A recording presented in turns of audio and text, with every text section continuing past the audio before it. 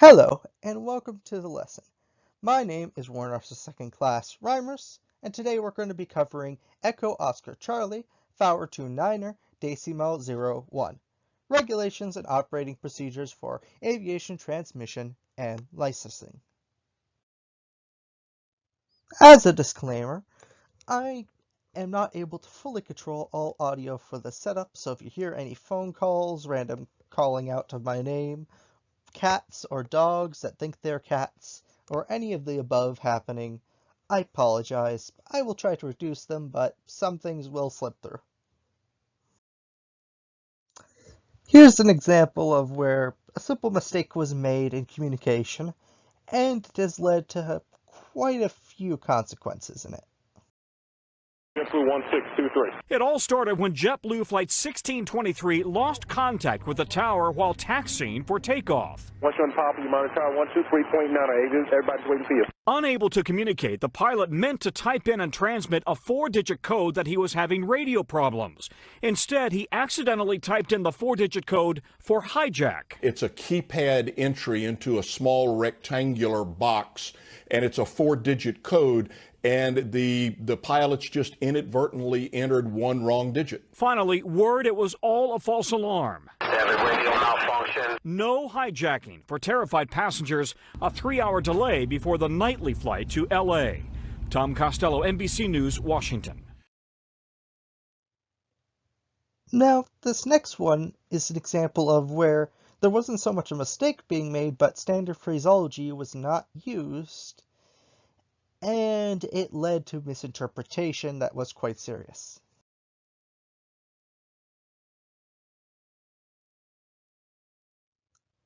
Now, here, a pilot was calling for clearance to St. Louis with air traffic control.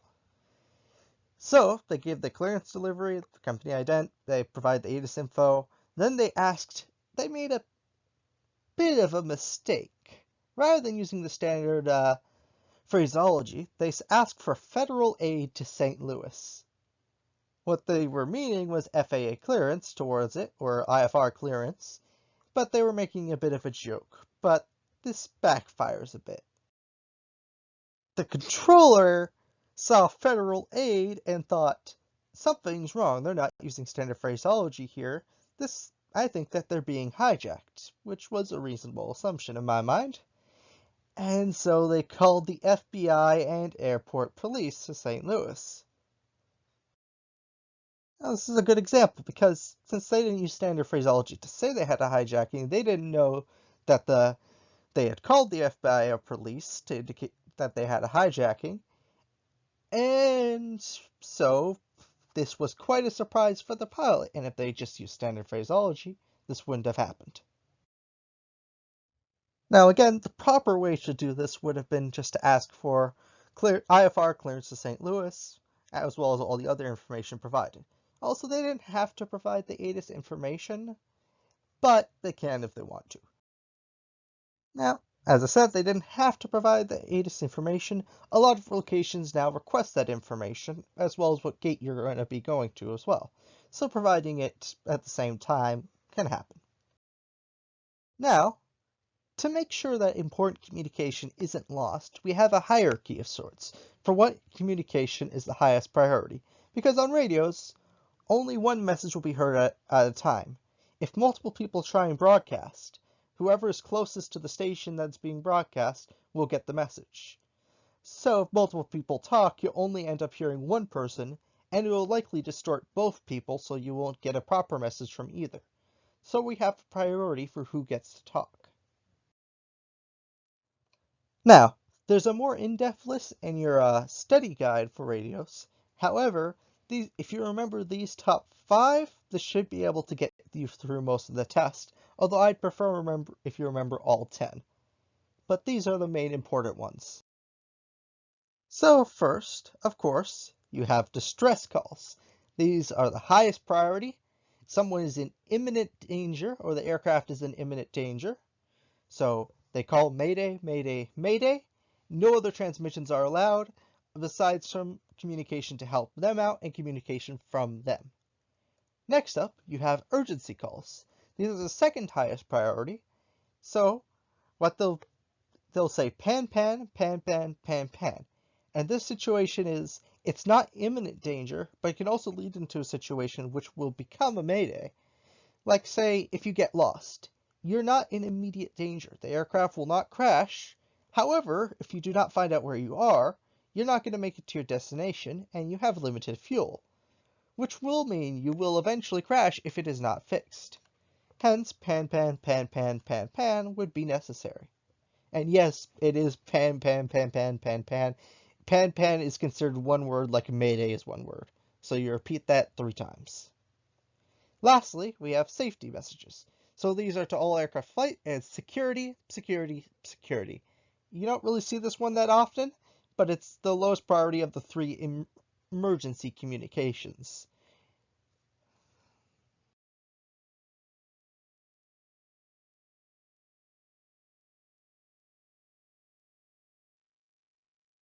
Delta 1063, flighting 185, contact departure range. And Delta 1063 has had an engine failure on the right engine, declaring an emergency due to a bird strike.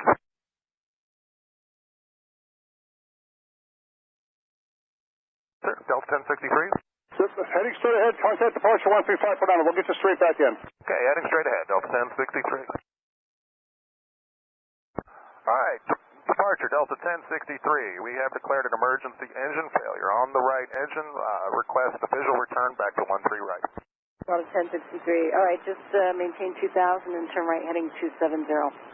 Okay, new request. We'd like to do a visual to 22, please. Okay, 22 left then, and make that turn, left turn, heading 010. 010, Delta 1063. Altitude your discussion, you can just stay right there if you want. Yes, ma'am, we're taking 1500, Delta 1063. Okay, and if you can, people on board and fuel remaining, I guess. Stand. Now for this activity, what I'd like you to do is pause the video, look at each event, and decide whether or not it'd be a mayday, a pan-pan, or a security. Afterwards, go through and see whether or not you're correct. Next up on communication priority, you have flight safety messages. So these are ones where you have air traffic control clearance, you have airport advisories, you have your position reports, and you have any additional information like flight information for filed flight plans, if any edits to your flight plan, anything like that, since they need to know. Because if you don't tell them, and you're going to be more than an hour late from when you expected to arrive, they will call search and rescue, and they will charge you for having to send out search and rescue when you were perfectly fine and were just delayed. So this allows you to fly around safely with everyone else around you and effectively know what's going on. Now, next on the list for communication priority, you have scheduled broadcasts. These mainly are ADISs, which are information where they give you all the information about the airport. So whenever I start up the aircraft, what I will do is, once I get the radio on, I'll tune into, say, Hamilton Airport's ADIS. And what it'll do is it'll give us the airport name, any weather information, their active runways, all sorts of information that's very useful to me.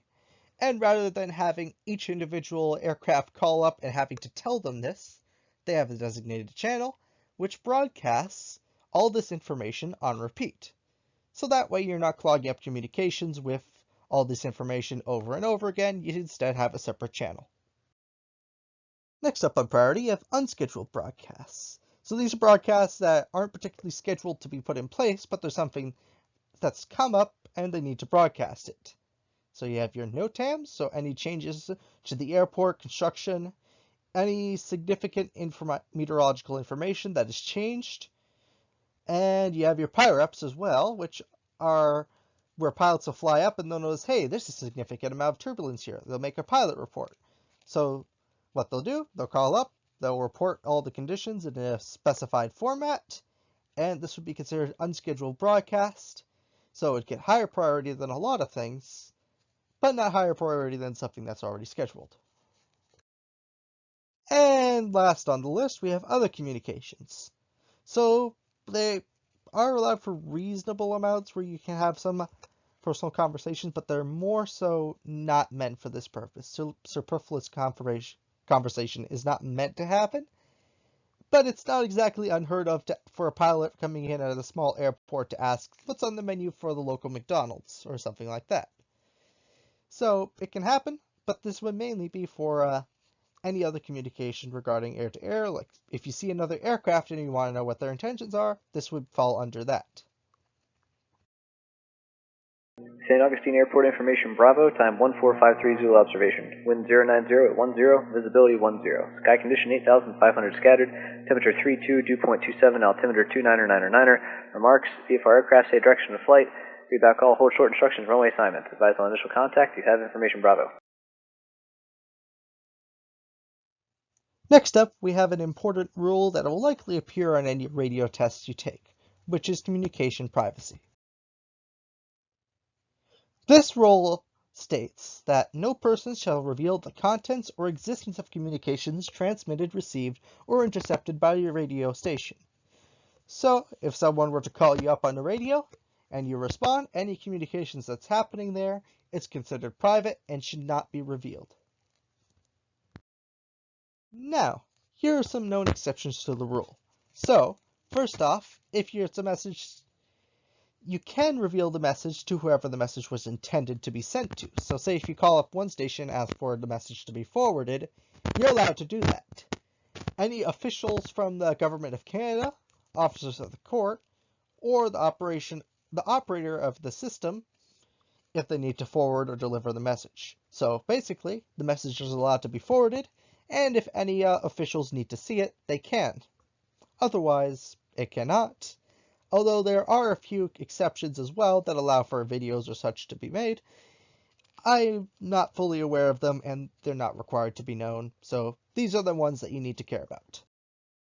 Now, here's a few more exclusions from the rule. Any emergency communications, so distress, urgency, safety, they could be accessed by anyone. These are considered public record, and anything that has all stations addressed, so your ATIS, you have your weather reports, storm warnings, these are allowed to be shared with everyone, and they should be shared. Like if you have another pilot that if say you just come down from a flight and you have another pilot that you know is going up, you don't just sit there and think, he's going to have a tough time. If there's a weather warning, you tell them there's a thunderstorm forming or anything of the sort. You can let them know. This is allowed. They want this information shared. So it is excluded from the rule. While talking over the radio, we've noticed in our speech we are rather inefficient. There's a lot of words that sound similar to each other. There's a lot of letters, numbers, dates that can be confused. So we've developed new ways to communicate them over the radio. Like, for example, something that everyone in cadets should know at this point as a level 4. Say it with me, the phonetic alphabet. Some of the things that we've changed around from how they're normally communicated to get a standard for them are times, dates, numbers, your call sign, so who you are, and also we have radio checks to make sure that you're actually effectively being heard and understood.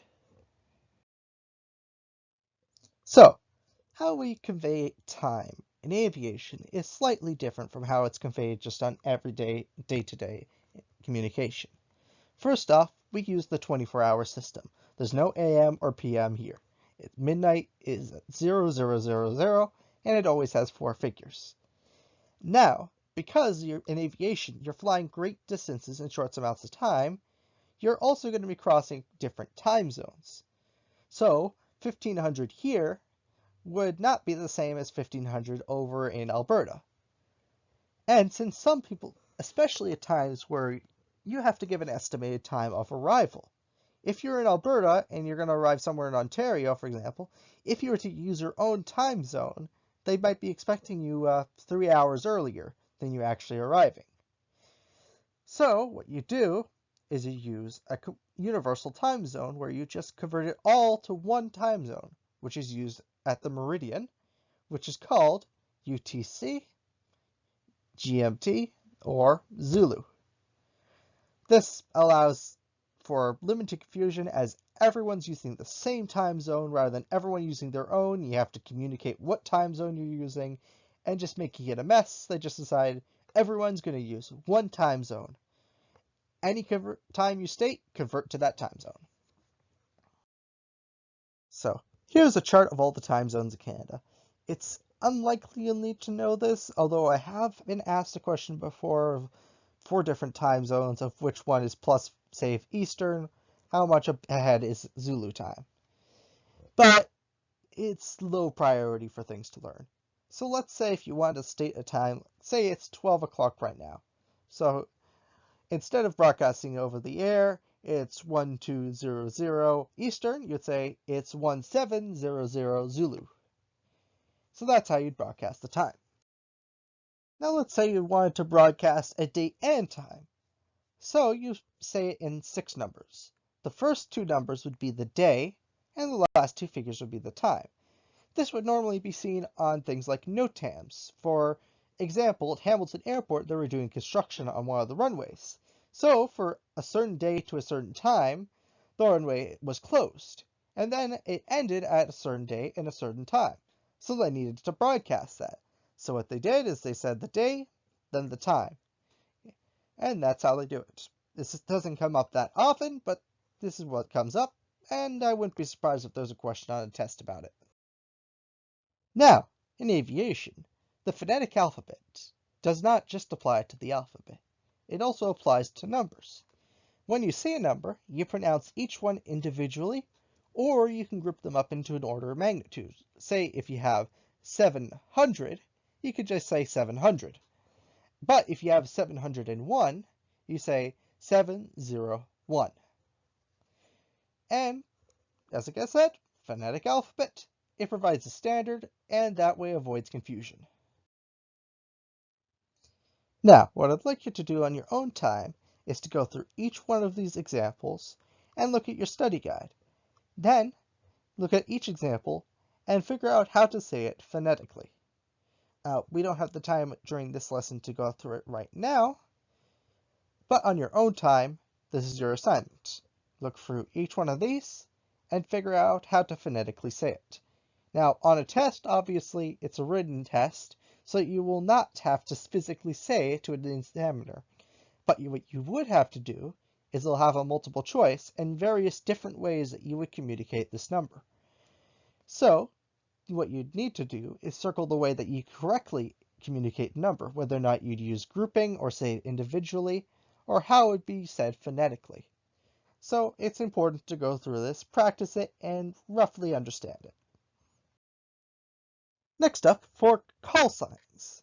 The way we communicate these, if you're an air carrier, you can say your company name, your flight number, or the last 3 numbers of your aircraft registration when referring to yourself. Your civil registration, if you're a civilly registered aircraft, like say a Cessna 172, you can use the last 4 letters of your registration. So, for example, I could be a Cessna 172, I'd say, wherever station, this is Cessna 172, Golf Alpha Foxtrot Tango. Next up, you have ground stations. So, each of these would either be the airport name and then their function. So, for example, Hamilton Tower would be Hamilton Tower. They're the air traffic control. And if you wanted to talk to the ones that navigate you on the ground, it'd be Hamilton Ground. So, here's another thing I'd like you to go through yourself, just have an understanding of. So this is all the various different types that you can encounter, and how it would be communicated the first time you communicate with them. Any follow-up times that you're communicating, what you can often do is you can drop the aircraft identification, and you can communicate just the last 3 numbers of your registration, or letters of your registration, if air traffic control does the same. So for example, for number 2, you're at a Cessna 182 Golf Foxtrot Alpha Charlie. So the way you communicate your identification would be Cessna 182 Golf Foxtrot Alpha Charlie. Then they might communicate back to you saying Foxtrot Alpha Charlie, at which point you can say Foxtrot Alpha Charlie and all following communications. However, they might communicate with all 4 letters of your call sign, Golf, Foxtrot, Alpha, Charlie, in which case, whatever they use, you use as well. So if they use 4 letters, you will use 4 letters back. If they use your full identification, including your aircraft name, then every time you call them up, you're going to have to use your aircraft type and your full identification. But often, unless you have aircraft with similar registrations, they will shorten it to the last 3 letters. But only if they are the ones who initiate it can you do so as well. And also one last thing to point out. On number 4, it's glider, Golf, Juliet, Alpha, X-ray, X-ray. The Golf part of this is to signify what country it is a part of, and it does not need to be communicated whatsoever. So if you were to communicate with them, you would just say glider, Juliet, Alpha, X-ray, X-ray. The Golf part is ignored. You do not say that ever. There are 3 general identifiable structures to an RT call made by a pilot. The first is the initial call. It's best to split this up into the 6 W's. Who, what, where, what. Initial calls are just that, the first call made to air traffic control. Now, ideally, especially on a busy day, it's best to prelude this call with a simply who. That is to say, first who you're calling and then who you are. This gives the controller an opportunity to make the pilot wait in case they're busy at the moment. Once given the go-ahead, the pilot can then delve into the 6 W's. Who the person you're talking to is, i.e. the controller, who you are, that is to say the call sign of the aircraft, what you are, what type of aircraft you are in, where you are, that is to say where your current position is, on the ground, this may be a holding point or a parking area. In the air, it could be a waypoint or a visual reporting point. You would also include altitude if this call happens to be in the air. What information you have and or what you're doing. Have you listened to the ATIS? What are you currently doing? And then, what you want. Tell them the intentions you have, or in some cases, request permission for it. Every subsequent message after this initial call falls under the other 2 structures. The first we would look at is the response. This could be the pilot answering a question or doing a readback. That is to say, repeating information the controller has given, in order to make sure that the pilot has the correct information. The structure is simple: RW, readback or response, and who you are. For example, the controller could give the pilot a new QNH. Golf Charlie Delta, new QNH 1028. New QNH 1028, Golf Charlie Delta. The last structure is when the pilot engages with a controller he or she is already in contact with. The pilot could be given a position report or a query. In this case, we follow WWM, who you're calling, who you are, and the message to pass. For example, the pilot could see a potential hazard close to the runway and decide to report it to the controller. Mary Tower, Golf Charlie Delta, bird activity south of the field. Just like with the initial call, there might be times where it's appropriate to engage the controller with an initial who, just to make sure they're not too busy to respond to you at that moment. Well, this concludes the 3 different types of structures you'll find in air traffic control calls.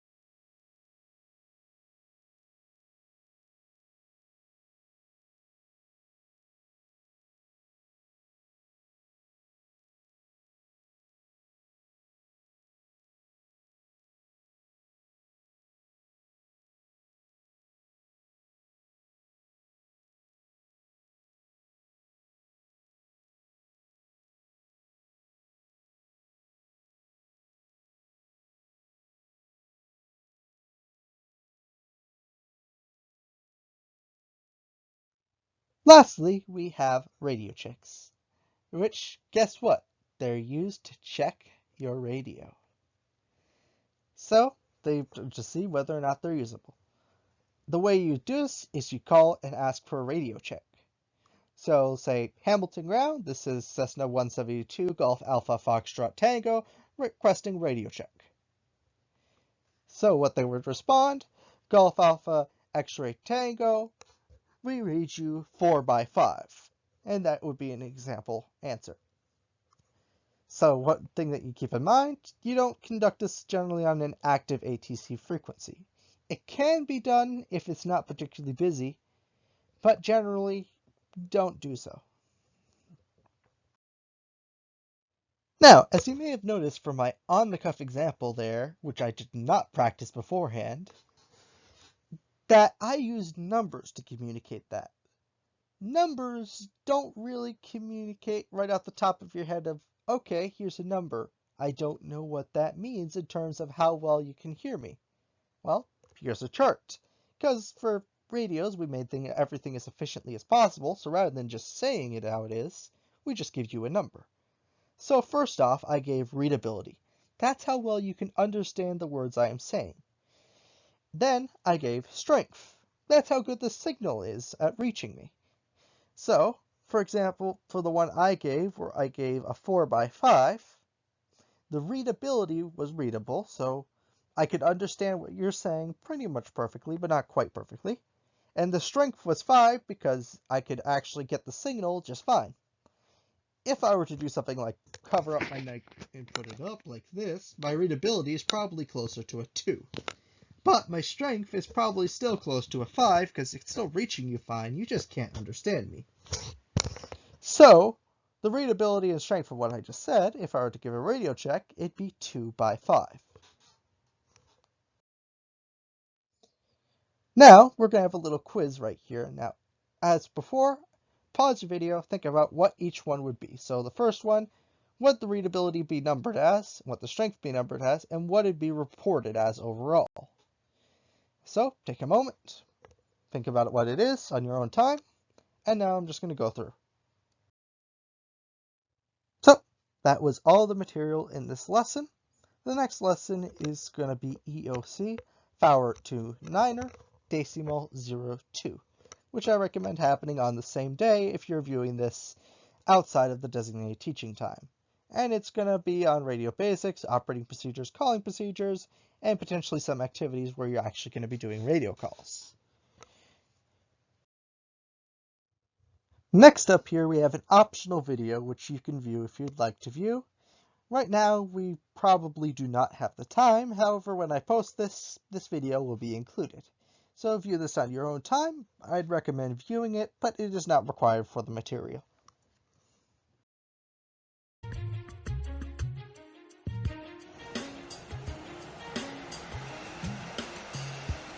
California. Oh yeah.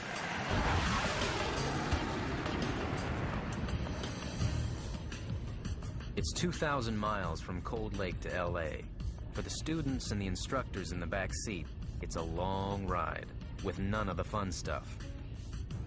It's like asking race car drivers to start hauling freight on the freeway. Wouldn't it be so much fun to fly for Air Canada doing this all day? Yeah. I'm already want out. It's killing my butt. Yeah. They cross the border and do the tourist thing. A little sightseeing, a few holiday snaps. For the moment, there's time to relax. It's awesome. But not too much.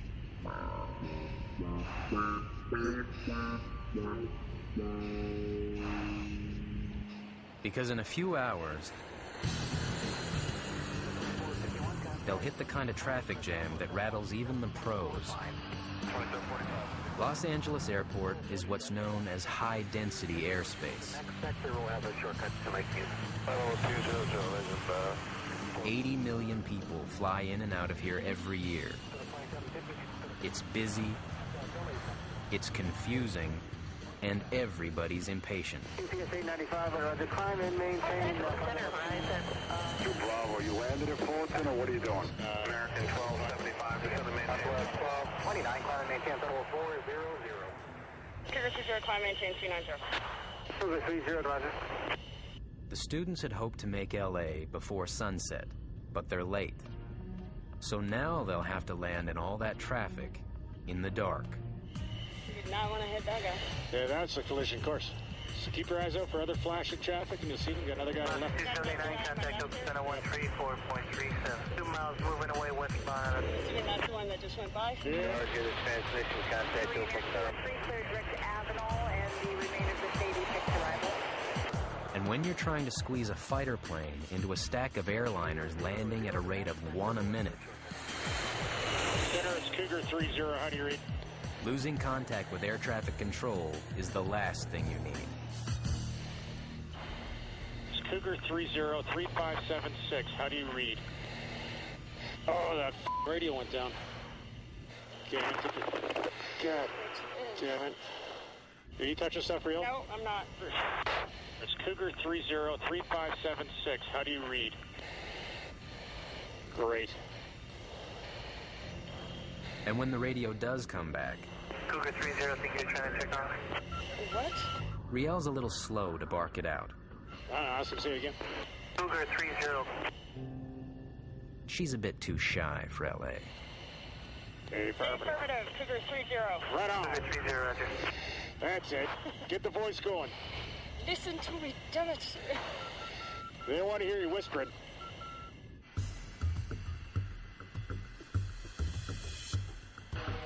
And you'll start seeing the runway lights flashing out at you pretty soon, okay? Get on course. In Cold Lake, an F-18 coming into land is top priority. But here, you're just another plane in a long queue. I'm visual. Oh, right on. Cougar 16, LA Tower, you're 4 miles behind an Airbus, runway 24 right, clear to land, wind calm.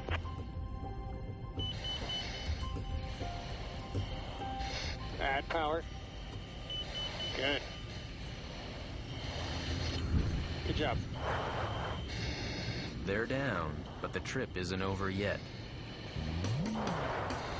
It is 9:30 Cougar p.m. 30, when you're over the bridge, contact ground 121.75. So we're going over a bridge. 2165 for a can 780. Like there's a bridge? This place is so big, it's a 30-minute trip just getting from the runway to the parking spot. You got your map out, Riel? It's on page 108. And you follow this dotted line all the way down to the end. And you'll see Charlie Taxiway popping up. Well, that was certainly sporty, huh? Holy crap, yeah. A lot of work. That's why we come here. You gave us a good workout. Airspeeds, frequencies, lost comms, crappy weather, and nighttime, and had him hungry. That was just way, intense. There's no time to mess up. And I did lots, so it was good. I've never been so happy to be on the ground.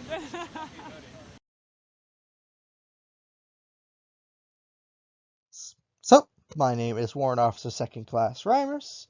This has been EOC 529.01. I hope this lesson was useful to you and you're all having a great day. Thank you. Goodbye.